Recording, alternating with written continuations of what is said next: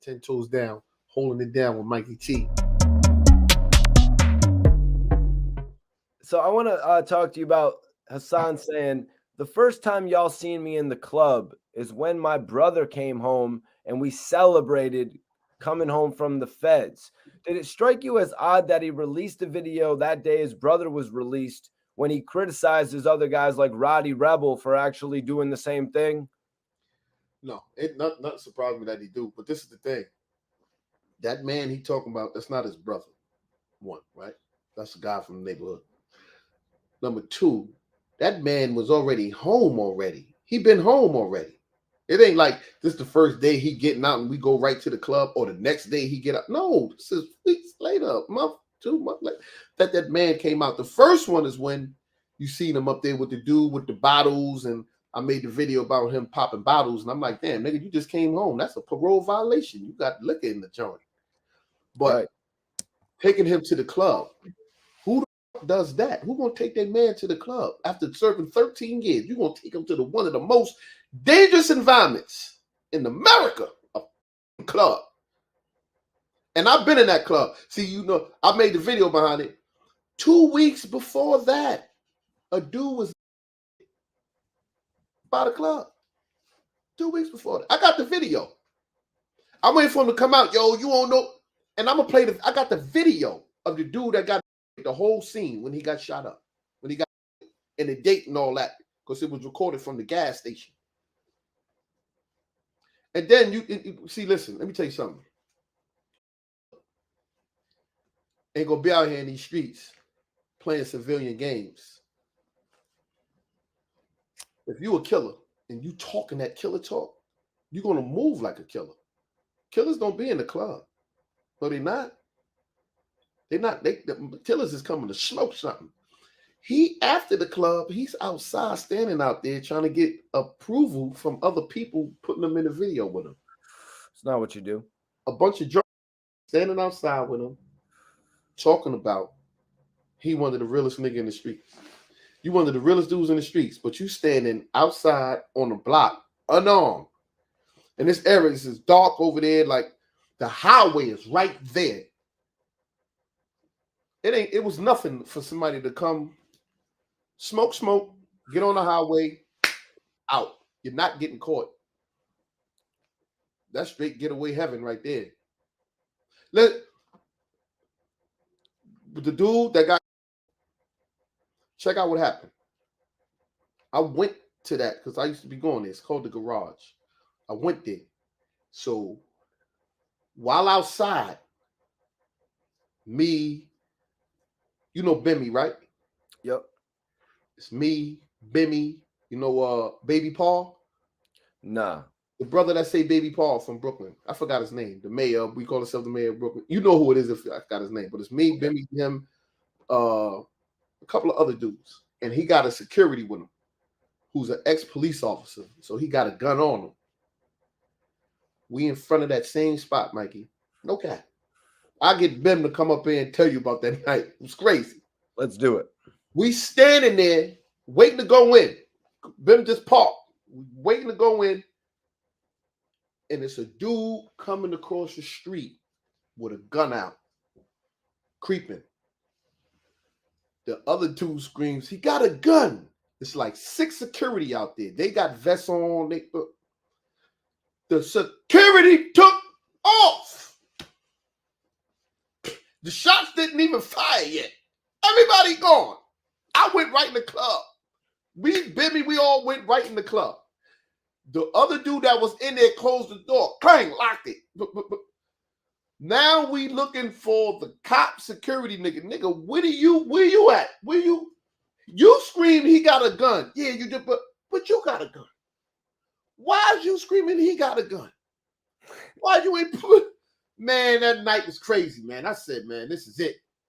This is it. But I guess whoever the person was that was coming across the street, I guess he thought somebody in the crowd was the person he was looking for and then double back. Wow. But that's how easy it is, though. Yeah.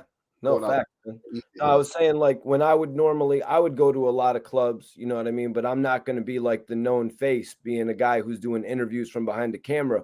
So when I witness people exiting a club, whether it's Live or it's, you know what I mean, Story, the artists are getting out of the club and they're going right to a car. You know what I mean? They're not sitting out there politicking about who the realest dude is.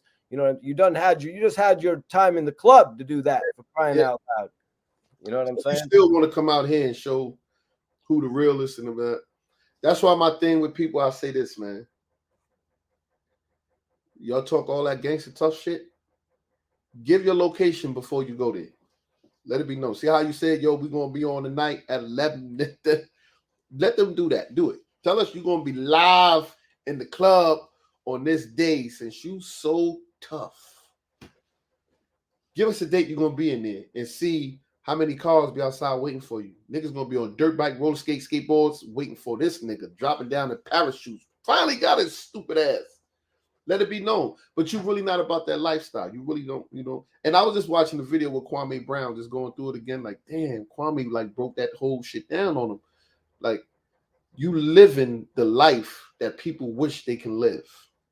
You are blessed to have a woman who took you in, who had a home and accepted your broke bum ass before the whole YouTube. You was up. You came up. You found a woman who was vulnerable, who had low self-esteem, and she accepted you in her household.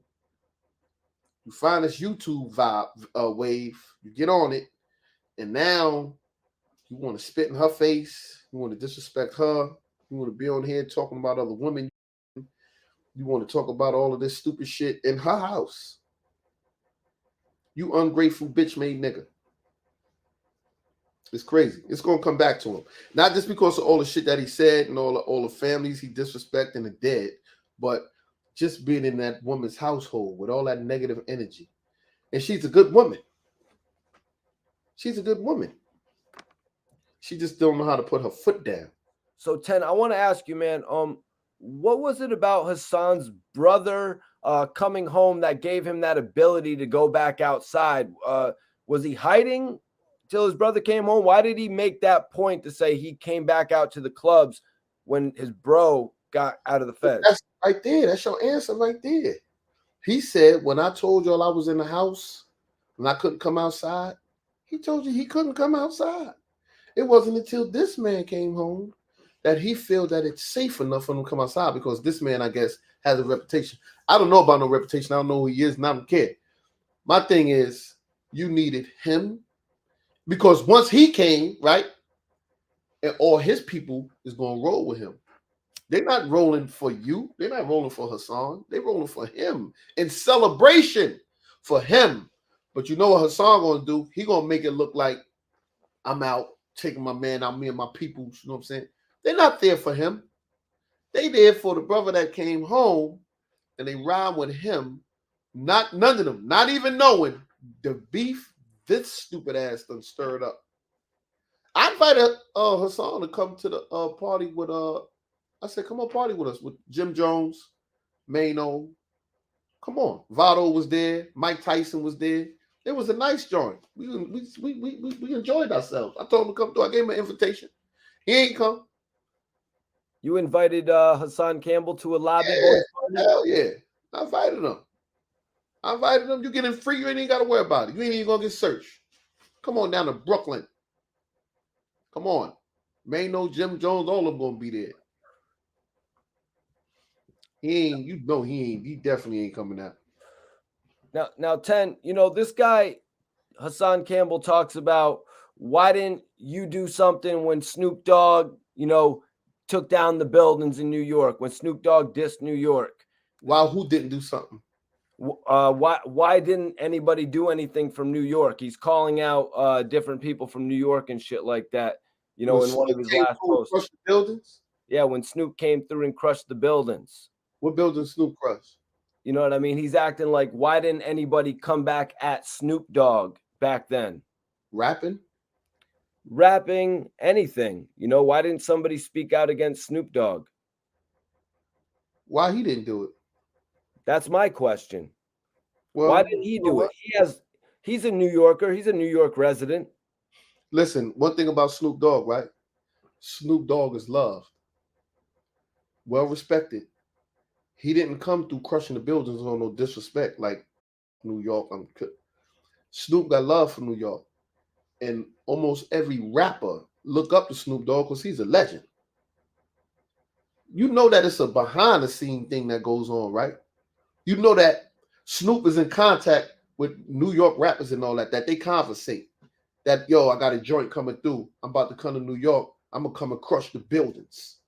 You know, other rap, man, Snoop, you can't come crush no building. You know the talk. And if he came and did it, it's all in love, man. What you talking about? I could tell a dude, if I'm a rapper, I could say to a dude from LA, yo, I'm about to come through and crush the buildings, man. I'm about to come and stomp Watts out. What are you talking about? I'm going to come and shut it down because y'all can't come to New York. It's nothing but love, man. They're going to love me. I'm going to come through and I'm going to stomp the buildings out, right? And then they could decide whether, oh, we're going to shut 10 toes down. Like, what? That shit was trash. Boom, we about to come through and crush New York. I guess no rappers didn't feel like answering it. Nas could have answered it. Jay-Z, anybody. They just looked at it like, out of here, that's Snoop. He didn't literally crush no buildings. Snoop didn't come to New York. What did you hear Snoop ever be in? No mixes except that murder case he had. What cases have you seen Snoop Dogg in trouble in the media? Snoop ain't in nothing. Man, that shit. I remember Snoop broke it. It was Snoop or somebody else broke it down in reference to the crushing of the buildings. You heard Jay-Z said it. He said something about when Snoop, shit ain't been the same since Snoop came through and crushed the buildings. Like New York ain't been the same since. He and Biggie were cool. That's right. Exactly. And I bring that to, and 10, unless you got another point to make, I want to bring that to the fact that guys like Jim Jones, Maino, the Lobby Boyz, they have a hit record, Slide, and we've got Hassan Campbell, the biggest blogger, the biggest blogger on the East Coast on the independent circuit. He's not supporting that record, Slide. He's saying the record isn't as good as another joint, an album cut. You know what I'm saying? He's not supporting the big record that's getting Maino and Jim Jones all the attention and rebuilding those same damn buildings he's saying Snoop Dogg crushed. That's where my issue is with it. Well, you know he's hypocritical. And you know that he double talks and he could say one thing and then he's going to say another thing to clear it up. And then he'll go back to that one thing again. I'm sorry, Maino. Yeah, he apologized to Maino. Yo, man, I'm sorry. You know, and then he'd come out with a video saying, Maino could make a video on IG just talking about, yeah, you know, I'm outside, you know what I'm saying, and boom. And then Hassan will come make a video like, oh, you was directing that at me, that you outside? I'm outside too. Nobody, this psycho conspiracy theorist thing, everybody talking about him, talking to him, and everybody taking his swag. He think Gilly the Kid took his swag, took his ways, he talked.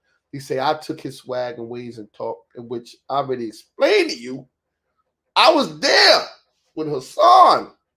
Y'all don't know him. I know this lame. I was there when he was putting jackets on layaway. $25, $30 layaway on jackets that cost $500, $700. I was there. Facts. He can't argue it. He knows. If he argue it, I'll go to the store. Listen, I still go there. I will go to the store and make a video. Yo, you know Hassan Campbell, you know him right here, because he know who he is, because he's the layaway king. Remember when he used to come do layaways on you? Remember? He gonna be, yes, brother, you're Muslim too. He ain't gonna lie. Now look what he's saying, like he's the man. I'm gonna be like, no, brother, no. I'm telling you, trust me, man. It's a fact. He won't argue none of that. He won't never argue when he was a dirt bomb asking me why I don't take him out with me and my brother to parties and popping bottles and all that. Facts. Yo, when you gonna let me get with you, man? Yo, when you gonna let me shine and get some money? Dirt bomb. Wear my brother clothes. Wearing his jewelry. Everything. Facts.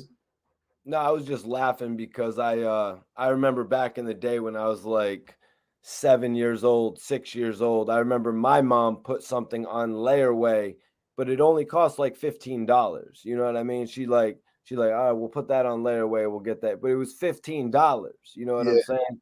And I had never I thought layaway was something that was kind of gone. You know what I'm saying? So when you brought that up, that's why I Layaway cracked still it it. up. Layaway still it. Layaway is still there. When I go and I'm looking at something, and you know, the first thing they say, oh, if you like that, brother, I can put it on layaway. I don't lay away nothing. Get out of here. If I can't buy it, I don't want it. I'm buying everything, the whole price. I don't want layaway. And it's not that layaway saying like you broke or whatever. You just might not have it at the time. But with me, I'm not doing no layaway.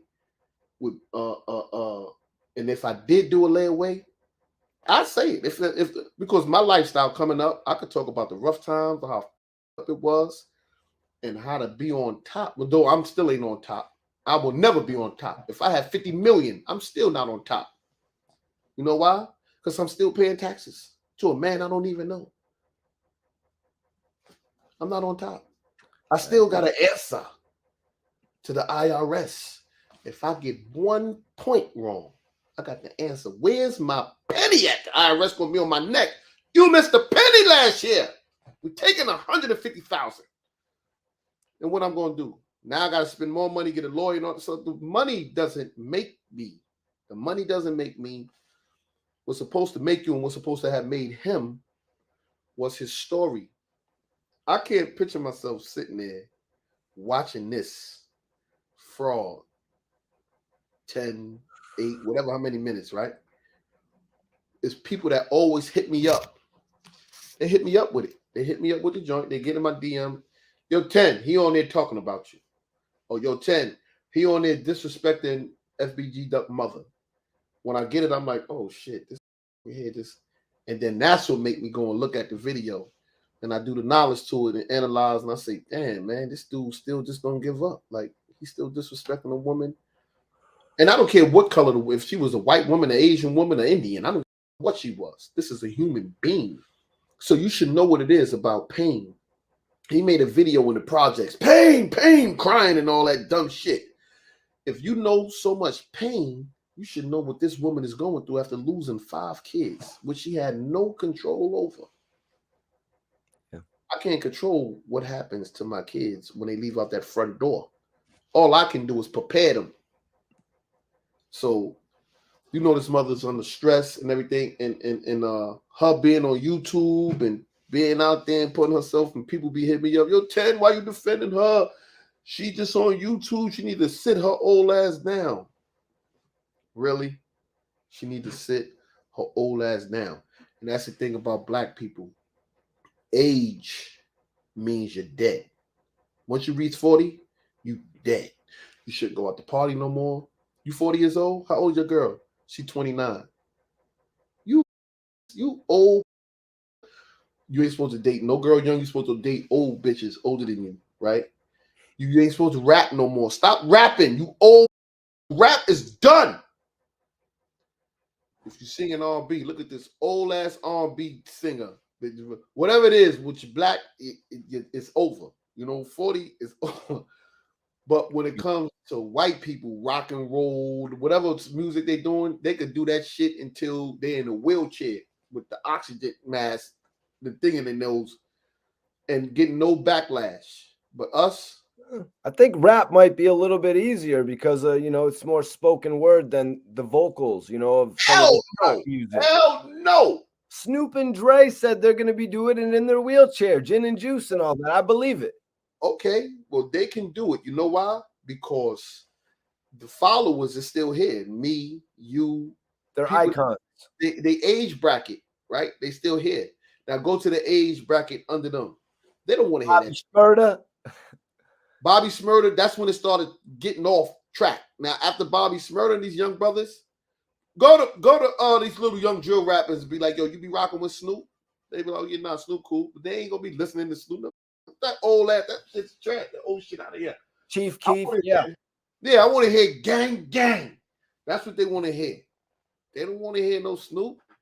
Why you think, look, Maino and Jim Jones, Lobby Boyz. They know what they're doing. Lobby Boyz. Everybody in the lobby, everybody can identify with a lobby. Whatever neighborhood you from, you have a lobby. I don't know where you from. There's a lobby somewhere. And if you ain't got a lobby, you got your front porch. The porch is the lobby. The lobby means this is where it goes down. This is where we smoke weed. This is where we drink at. This is where we hang out at. This is where we sit around and bag bitches. This is where we talk. The lobby means everything. So now when they come out, Lobby Boyz, right? They got a bunch of young boys with them. They talking that young boy talk, and Hassan is upset. He hates them.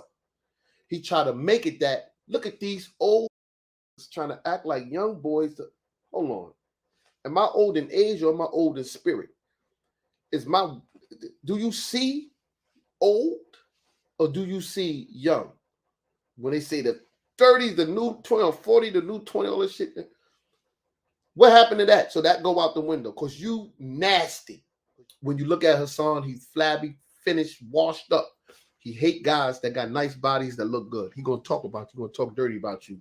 And the only thing he can fall back on is, y'all niggas is broke. Y'all niggas is broke. Y'all niggas broke. They broke. See, when people do that, go and show me your LLC. Pull that out. Pull your LLC out, right? Show me the land that you own. Show me. You must be that man in that picture like this, that Uncle Sam, because you broke. He's broke. I'm broke. Mikey T, you broke. We all broken.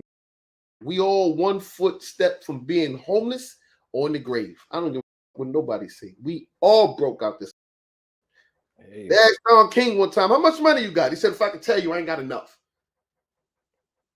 Oh, shit. So, Ten, I want to ask you about Jim Jones and Maino actually coming together to form the Lobby Boyz. We had seen Maino doing some work with Uncle Murda, you know what I'm saying, as a group duo type of thing. But what do you make of these guys coming together as the Lobby Boyz? You had mentioned that. Also, I wanted you to talk about the lobby that you most remember. Do you have a lobby that you have in mind that always goes back in your childhood or when you was growing up? Yeah, I know a couple of lobbies. I used to hang out in a couple of lobbies. Grew up from Brooklyn, Harlem, hung in the Bronx, but I know them lobbies. I know the real lobbies. I know the Marcy lobbies. I know the LG Lafayette Garden lobbies. I know the Harlem lobbies. I've been through all of them.